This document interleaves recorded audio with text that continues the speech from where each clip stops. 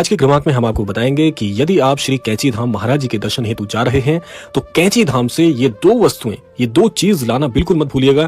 क्योंकि ये दोनों चीजें आपके घर में, आपके हृदय में और आपके विचारों में ऐसा क्रांतिकारी परिवर्तन करने में सक्षम है जिससे कि आप महाराज जी की अद्भुत कृपा से निहाल हो जाएंगे। तो आइए क्रमबद्ध तरीके से बात कर लेते हैं आज के इस अद्भुत क्रमांक के ऊपर। देखिए, जब भी आप श्री कैंची धाम जाते हैं तो निसंदेह श्री कैंची धाम की जो धरा है वो इतनी पावन है, इतनी दिव्य है कि श्री महाराज जी का साक्षात आशीर्वाद वहां पर वास करता है। जब भी आप श्री कैंची धाम में पग रखते हैं तो आपको एक ऐसी अद्भुत ऊर्जा का अनुभव होता है जो कि स्वयं श्री महाराज जी के हृदय से प्रवाहित होकर आपको स्पर्श करती है।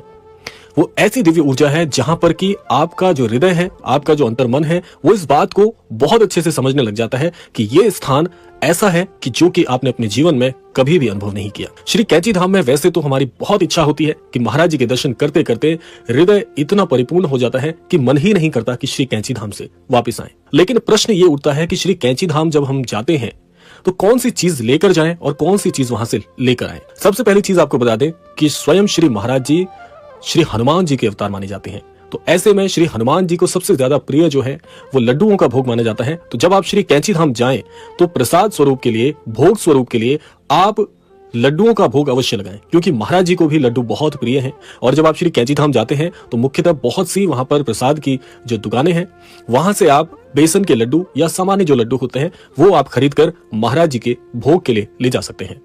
और इससे भी अच्छा अगर बताया जाए, जो कि महाराज जी को सबसे ज्यादा प्रिय है, वह यह है कि आप जहां से भी, यानी जिस भी घर स्थान से महाराज जी के दर्शन हेतु जा रहे हैं, घर से बना हुआ जो भोग है, यानी कि सात्विक भोग, आप महाराज जी को घर में बना हुआ जो प्रसाद है, भोजन प्रसाद भी ले जा सकते हैं, घर से बने लड्डू भी ले जा सकते हैं। तो जो भी घर से बना हुआ प्रसाद है वो अगर आप भोग लगाएं तो महाराज जी को उससे अच्छा कोई भोग नहीं लगता।